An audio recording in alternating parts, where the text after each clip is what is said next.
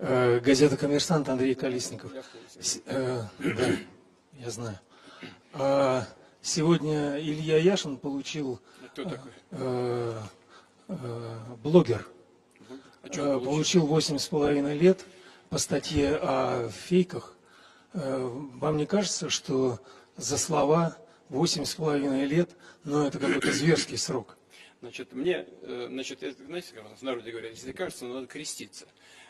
Я все-таки базовое образование получил в Ленинградском тогда государственном университете. И хочу вам сказать, что вмешательство в деятельность судов считаю абсолютно недопустимым.